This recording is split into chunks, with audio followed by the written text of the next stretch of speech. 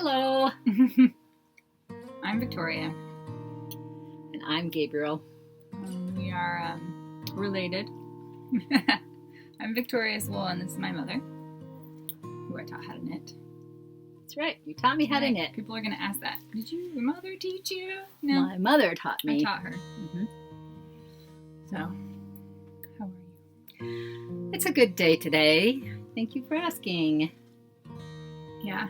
Why is it good today? Well, like I've already accomplished a few things I wanted to do, and feels good. Feels like the rest of the day will be good. Mm-hmm. It's not very nice out. It is a dreary fall day. It's supposed to get sunny later, maybe, but we've had a lot of really nice sunny fall days. So yeah, it will burn off in the afternoon, just before dark. Right. When did it get dark yesterday? It gets dark now at 5. Mm-hmm. It was at the library. Mm-hmm. Yeah, it's weird because my piano students that come at 5 and 5:30 are now coming in the dark. Mm-hmm. I feel like that's always a turning point when my students are coming and going in the darkness. I saw lots of people walking to the library with their ballots. We have a ballot box at our library. Yep. And that's where people dropped off their voting day yesterday. Mm-hmm. And I did it. I walked by the box before I started working. Good. Mm-hmm. Mm-hmm. Nothing. We haven't heard anything though. I guess because it's local stuff. It's not like big news or anything. We might have to research it. We might have to look it up and see what happened. Yep. So, anyway, what are you drinking in your cup? What am I drinking in my cup? This is the new Tolt mug that just came out. I think it's their 6th anniversary, so I had to get one. And I am having a peach tea. Why is the company is called Bigelow? Bigelow, but they've been around a long time. Yeah. They've made teas. Mm-hmm. It's called the Perfect Peach. What did you say it had in it yesterday? Strawberry, hibiscus. It has different leaves from different fruits and not just peach. Yeah. Actually, it just has peach flavoring, not really. Right. An actual peach product, peach plant. No. Something. Peach leaves. Peach leaves. Probably would taste really green. But it's very nice. I like it. Smooth and fruity. And I have had it a bunch of times in the last few days. And keep saying, I drink my tea. It's not a memorable. I don't want to say it's not good tea because it is, but it's not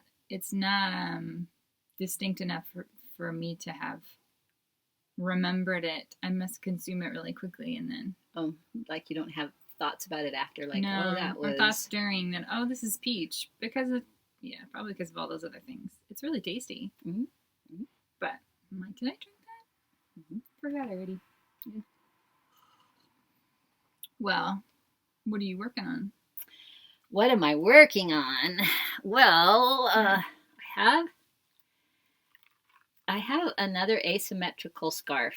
My first project I ever did was an asymmetrical scarf.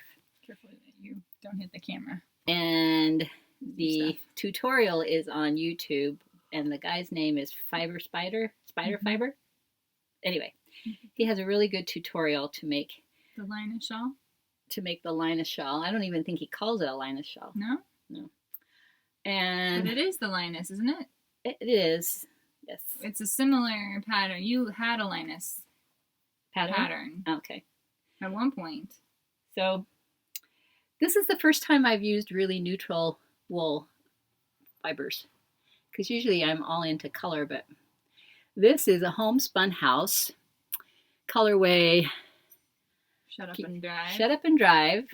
And then the more solid is actually Shut Up and Drive mohair with Malabrigo sock yarn. I don't know what color that is. In a real neutral shade. Older. I bought it a long time ago. So it will be. I think you're going to like it a lot. Yeah. I mean, maybe knitting with colors are more boring, but I think the mohair is making it fun. Right? I might give it away. How do you all feel about giving away your knits? I mean, there is a point when you are always knitting that you have reached. You keep thinking that's going to happen. How you actually feel that way? Yeah, that I have every kind of knit I could possibly have. You Not just yet. started knitting. But not yet. But isn't there a point when you get there? Like I've had. What's going on with that feeling? Because I don't have that. You asked me that once. You were like, what's going to happen when you... Is that when you ever going to feel like you just have too much stuff? And I'm like, I can't know. I can't imagine that will happen. And then somebody did suggest to me the other day, couldn't you sell your stuff? And I said, well, yeah, I could sell the samples. People do that when they get a lot of samples for designs and stuff, and then they just aren't wearing anything. You can sell them or give them away, but there's really not I don't know. I can't imagine knitting something that you didn't intend as a gift and then being like, oh, I think I'll give this one away. It seems no, but people do it. I know, but I hear them talking about how they gift almost everything. Okay. But I don't know. I just have this feeling that if the person I'm giving it to is just going to stuff it in a drawer or put it in the corner. So now you're saying that you don't want to give it to just anyone. Yeah, because then I would be sad. I mean, I wanted to say that my grandmother knit, and she always made socks with 100% wool. And it was scratchy. I had eczema as a child. And you did? Yeah, for about 10 years, but never since. That's weird. Yeah, and so I did not like her socks that she made, and I always... Maybe you were allergic to lanolin as a kid, and it wasn't eczema. I don't know. Maybe. Anyway, it was not my favorite gift, and so after many years, she caught on and stopped making me socks. But now I look back and think I should have appreciated it. But nobody does. She would love the yarns that we have now. She would probably still be knitting everyone things. That's your grandmother. My maternal grandmother. Which is a Betterman, right? Yes, Anna Betterman. Well, I have knit a lot of things for people, but intentionally so.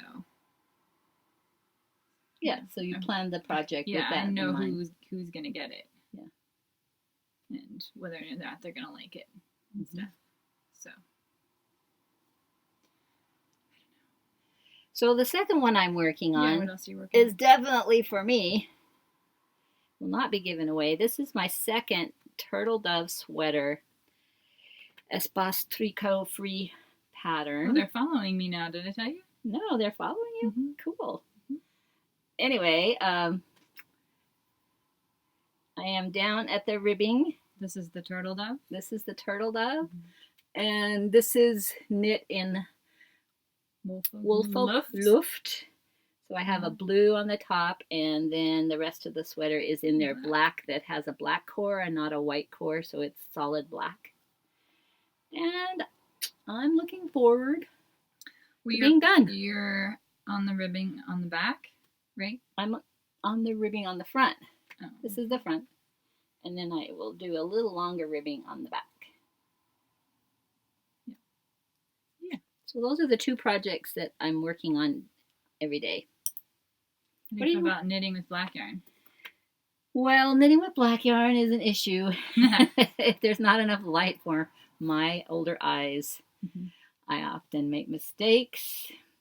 I often ask for assistance. I've only done it a couple times, but wouldn't you say I've been a little bit nicer about it?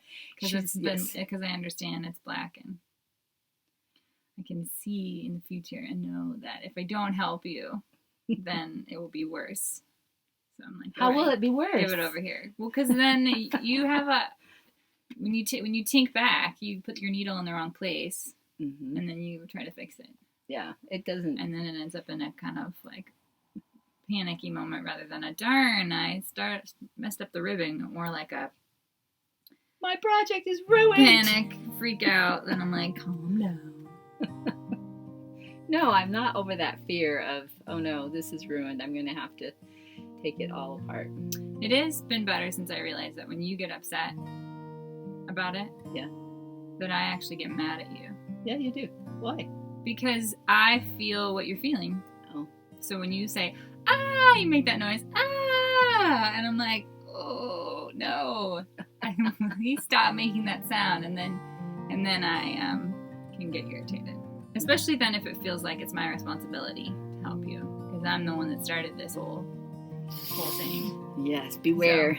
So then I'm like, oh. But I'm also better at being like, I can't do it right now. Because I don't want to be mean to you. So. And I respect that. That's why it's nice to have more than one project.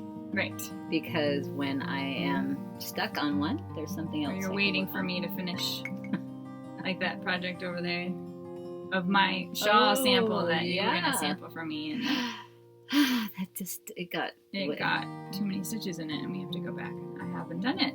Yes, I haven't ripped it out yet, but I will. Have you showed the Cumulus Skies shawl last time? Okay. Last podcast. I want to have one. I want to have one. I know. And I have like this much made of it. Well, what I need to do this week is make a new list for whips. Okay.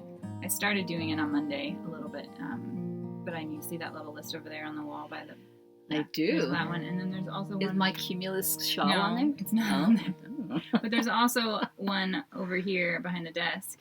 Mm-hmm. That's older stuff. That's a 2017, 2018. Oh, list. wow. So there's one from each of those years, and then those are more like current things. Although actually those two that are over there are actually over there also. Yeah. But I need to redo the list and prioritize the rest of the year, because I can actually get a lot done if at the end of the year. It feels like, it's a big transition, so I can actually get really motivated and start finishing things. So I need to put the list together and decide what's going to be. I kind of already decided what it was going to be for November, and then I got sick Monday, and then my cycle started yesterday, so there went the week's productivity. And I ended up just watching TV most of yesterday. So, what are you working on? Well, I just finished lots of things. Of course, always have lots of things. I did finish a swatch for this is with Pluto Lopi and Knitting for Olive Mohair Held Together. It's a swatch for the sweater called Forager by Melody Hoffmann, Bee Mandarins, which isn't out yet. I think it will be soon. It's in testing, but I'm a Patreon member of hers, so I got the beta version of the pattern. And I have the exact yarn that one of her samples is in, because I had seen a previous podcast episode of hers where she was knitting it, I think, and I really, really liked, even from the camera, this color of green with these two held together. So they're right here. I bought them. Not actually thinking I would do the Forager. I was thinking, well, maybe I'll do a sweater of my own, but then we're doing a Tanya and Jennifer and I and you. You. We're doing a small little cowl, a melody along. So we're all going to start a Melody Hoffmann pattern this month. So I decided to cast on this guy, and then I also have another melody along. That one's in there. Another pattern of hers. Yes, her Hollows shawl, which I started on Monday when I wasn't feeling good.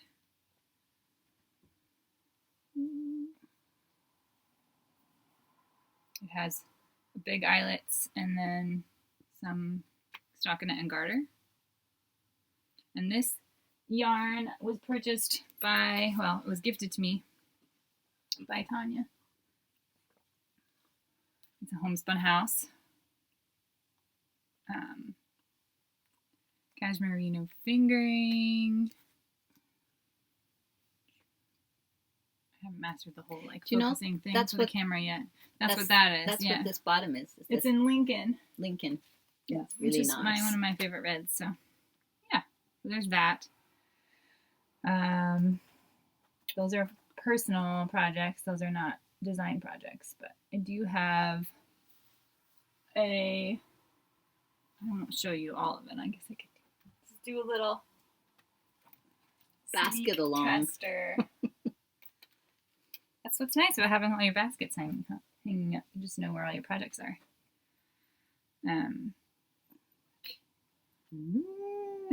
Well, nobody knows about it but you, actually. Oh, so this is I have not shown anyone Ooh, and this shawl. You're not going to get to see it, sorry. I did. Did you see that? Oh, that was a peek. Showed it up real quickly. You'll have to rewind. It's with bulky weight yarn from Custom Woolen Mills, which is a wool mill in Alberta, Canada. I got that yarn at Knit City, and so the pattern is written. It's named. It's going to be called Meet Cute. Oh, that's a very fun name. Specifically the holidays, where they talk about the Meet and Cute. The movie The Holiday, where two people meet, and so it's about brioche and seed stitch meeting and getting along so well. Mm-hmm. So I just need to finish that sample, which was also something I'm supposed to do this week. And then it can get passed on to the tech editor and then the testers after that. So maybe like beginning of December would be nice if I could get that out by then. And then everybody can knit a large seed stitch shawl for the winter. All right. Yes. I am also taking a class by Tian about grading sweaters. So, I don't have anything. I have the swatch, but I don't have anything to show you yet. All right. But yeah, hopefully there'll be a sweater coming out in the spring or something. That would be fun. Mm-hmm. Last month you wrote every day you decided. Well, was there an official thing in October? In October, there is something called 31 days, where you write on your blog for 31 days straight, and different bloggers make up some prompts. I decided not to follow a prompt. I was intrigued with the idea that as adults, when we take on different things that we learn for new as adults, that there are some characteristics of learning that we can apply across all of our new learnings. And so I wanted to challenge myself to write 31 ways that writing a novel, which I have done, is like learning to knit. So writing a novel is like learning to knit. I came up with 31 ways. But you didn't think you were going to be able to do it after like the fifth day or something. I don't know. Yeah, but I mean, I planned out 10 posts for the blog prior to October, and that was encouraging. I thought, well, those are good ideas. But then halfway through, I thought, oh my gosh, what else? How can I compare this over and over and over again? But what was your favorite, or a few favorite days? I think my favorite was that swatching for a project in knitting is like writing a character sketch for your novel. Because as you flesh out your character, what he's like, what he looks like, what motivates him, what challenges he has in the book, you build your ideas of how the plot line is going to evolve. And so when you're swatching with the yarn that you've picked, there's lots of things you learn about both your yarn and the way you knit, your tension or ease. And so after you've blocked your swatching, you have an idea that is more complete about what your garment will look like than you would have if you hadn't swatched. What was your favorite one? That was my favorite one. Yep. Even though you haven't swatched that much? Sorry. Well, I have swatched. You and have. I watch you swatch. And you tell me about things swatching. That you learn when you swatch. You've done it a couple times? Yes.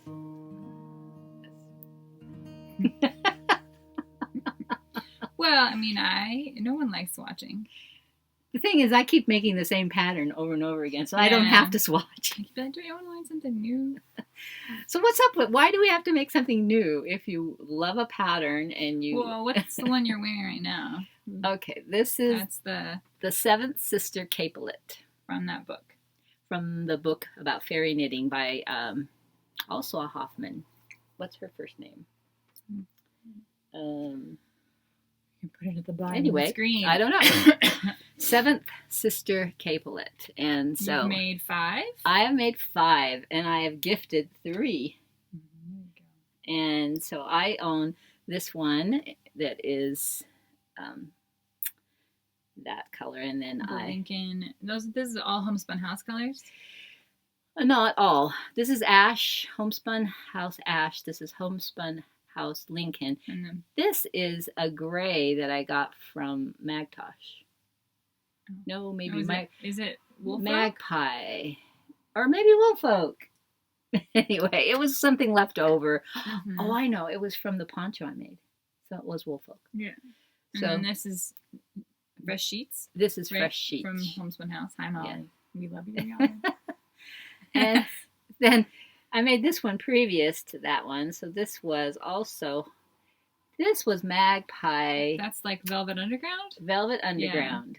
And then along the top, I held some mohair With a lavender magpie, right? with Velvet Underground. Oh. So that's what Okay. the mohair You didn't did. have a lighter color? Nope. You Just- sure? Yeah, You were look. looking for that color that was really like the towel? I know, but that's not what I did. Okay. So this is Velvet Underground along the top held with mohair, and then this is that's a homespun, right? That was what was that called? I have some. I haven't used it. I don't see it up here, so Anyway, it's very fun to wear. yeah, one of the purple ones. I can't think of it either. So yes, I've made 5, and every time I make it, I make new mistakes. Of course. Because you learned from the old one, hopefully, and then how do you feel about cabling? Well, I really like the cabling that's in this one. So there's cabling.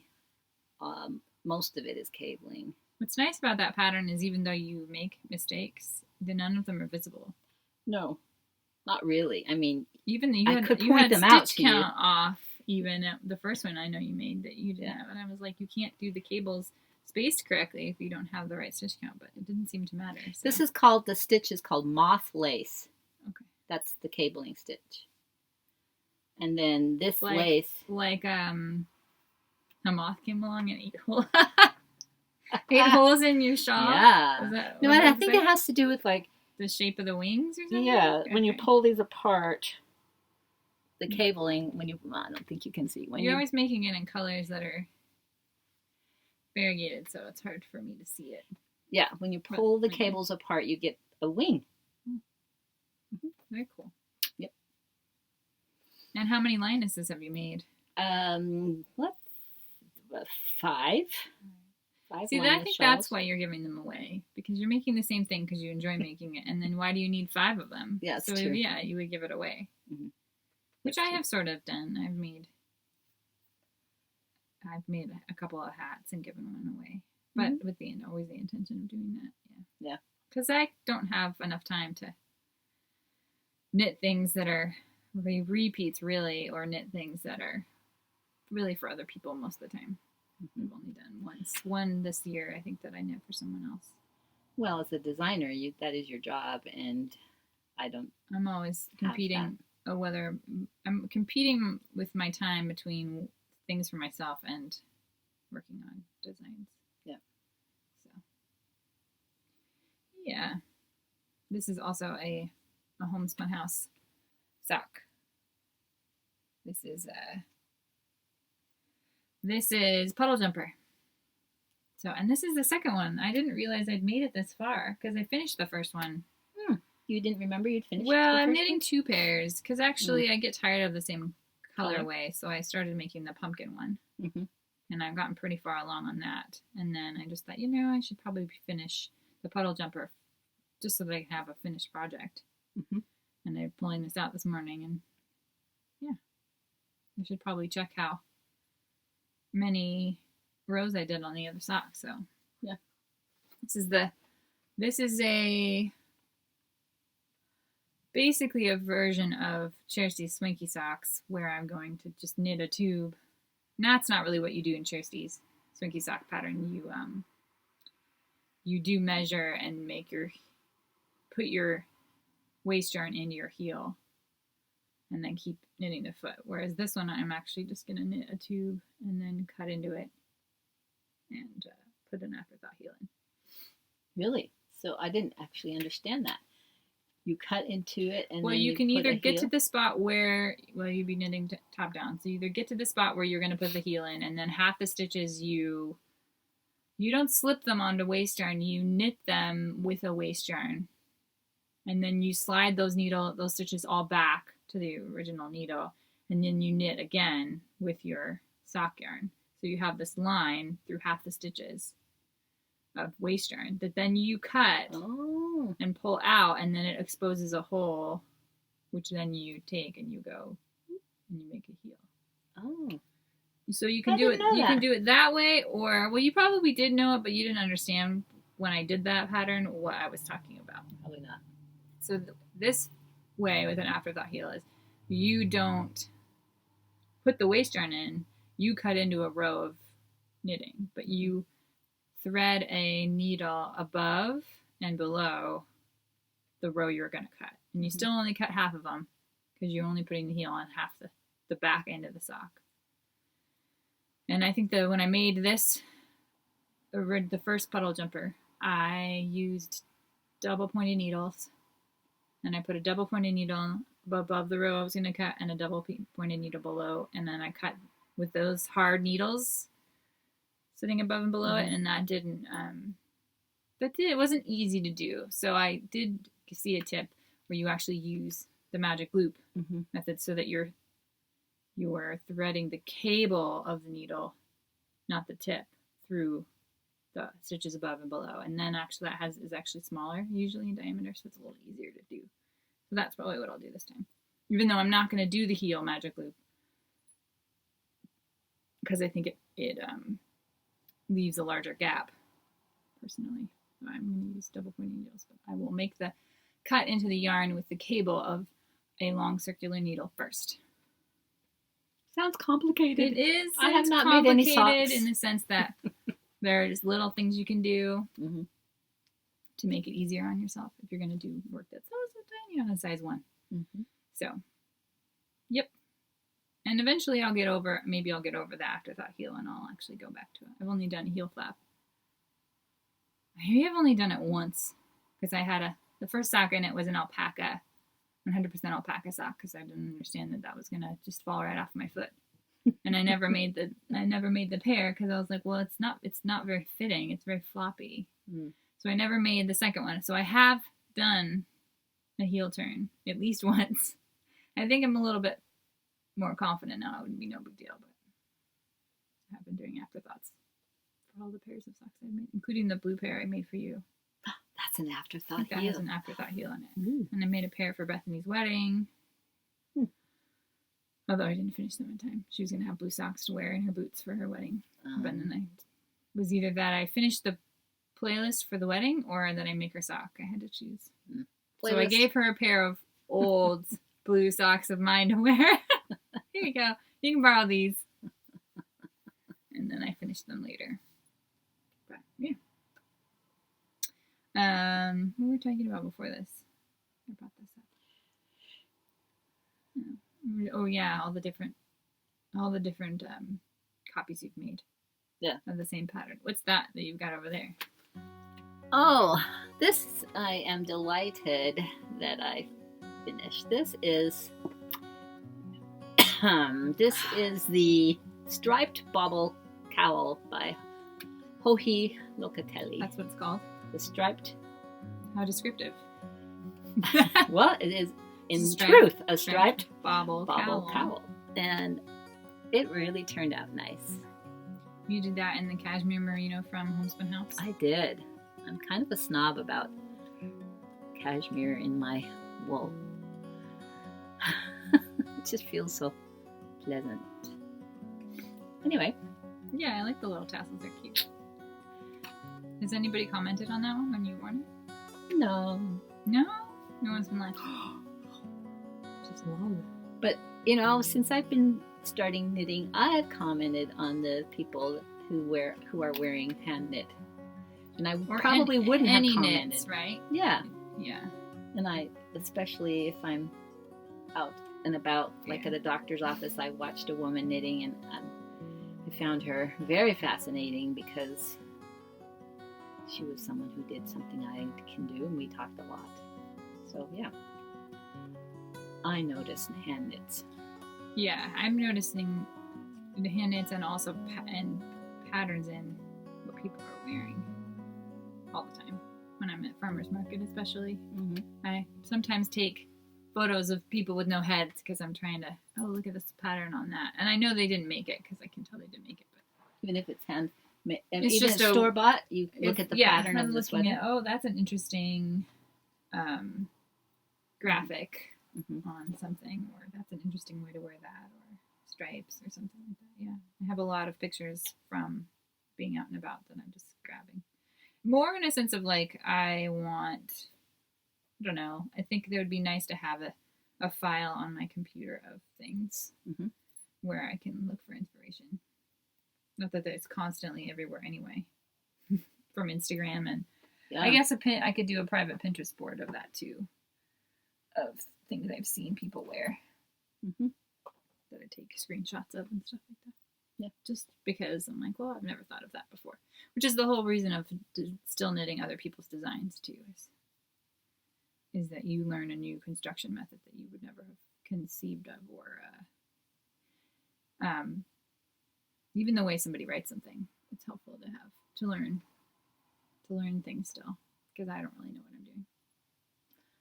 Well, we're all on different levels of knowing what we're doing. But someone will find out and they'll be like, you're a fraud. I know. Isn't that the fear we all have? People will find out that I'm a fraud. Will you hand me the book? See that book that says the knitting planner? Will you hand me the book underneath it? The sun's coming out.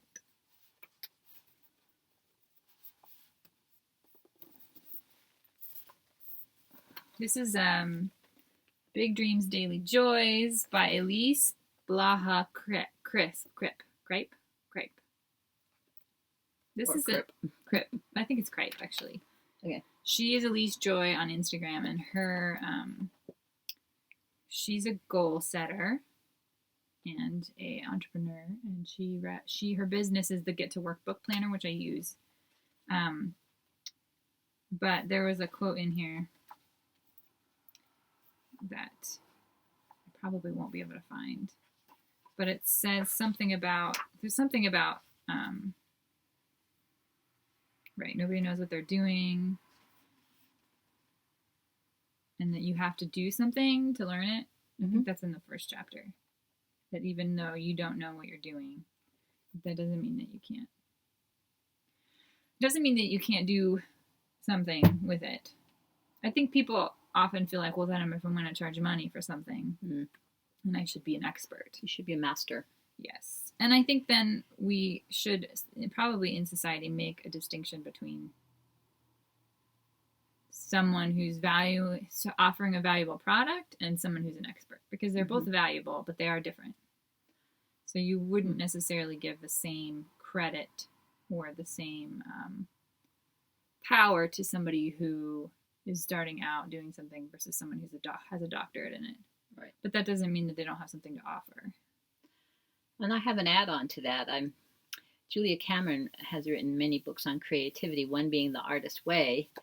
And I have a deck of cards that just give a quotation from The Artist's Way. And I pulled one the other day, and it said, I'm paraphrasing here, it said, if you stop yourself from doing something because you are not really good at it, think through the fact that even though you are a novice, the doing of it increases, she said, increases your, she used the word that I can't think of, but it meant increases your horizons of what all the things you can do. So why wouldn't you try new things? Because you yourself are enlarged by the process. And if you shut down because everybody can do this better than you, why should you do that? Why even try? Yeah. Right. motivated by, sometimes people are motivated by the end goal rather than the process itself. And it's easy to Yeah. get shut down because of that. Because Well, yeah, because, you know, think about all the amazing knitters out there who create beautiful things, and everyone has to start out so simple and build upon those skills. I mean, even those gals I was talking to recently who said that they were really nice. They said to me, "So inspiring. I want to be able to do this." And I said to her, we'll give it 10 years and you could be. And I think it was kind of depressing for her. She's young, and you know what I'm talking about. Mm-hmm.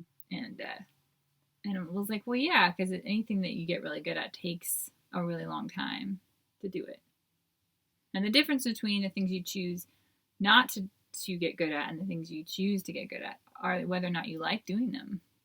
So yeah, if you don't like doing something, you're not going to do it for 10 years and become an expert. But I think you're never going to feel, I don't know. I have taught people how to knit. I taught Sadie how to knit, and she took to it immediately, and that was kind of annoying because it took me a really long time to get good at it, and she took to it like water, a duck to water. She's like, oh, I'm really good with my hands. Whip this out. She learned how to bind off from a book. And so there are people that I think step into the right thing. Yeah, they have a natural facility. Whether it's their bodies that are naturally able to do the gestures, or whether their mind is quick and they grasp onto pattern. And yeah, but that doesn't mean anything about what the outcome 10 years later is going to be. No. Yeah. So anyway, I don't know if that made sense cohesively as a topic or thought, but I understood it. That I need to finish reading Elise's book, and I have it on tape too and listen to it. But, yeah. Yes. We've been talking for 40 minutes. Oh, well, maybe that's enough. What are you gonna knit next? You've got your lioness shawl. Yes. Your neutral colors. You've got your sweater. Well, and you just printed off. What pattern did you choose? If I am doing a melody along, then I'm going to start her Petula shawl in some colors that you gave me for my birthday. Right, the sugar bush. Yep. And I am actually going to start another one of these Seventh Sisters. You know why? Because or else I'm going to look for a scarf with cabling. Mm-hmm. I want to do some cabling, but I don't want to do a big sweater. So. You could do a Brooklyn tweed scarf. It's cables the whole way down. Maybe. Do you wear scarves? Scarves are kind of like not trendy right now, which is sad because actually they look really cute. Scarves aren't trendy? No. How'd you know that? Because very few people are publishing scarf patterns right now. What is the trend? Shawls. And I don't think cowls are even really trendy right now either, even though I think they're my preferred one because they are. They're just easier to wear. I think Vanessa's here. Oh. Is that who's knocking on the door? We better go because the family's arrived. All right. Anyway, thanks for watching. Yeah. We won't see you, but you'll see us later. Thank you. Bye. Bye.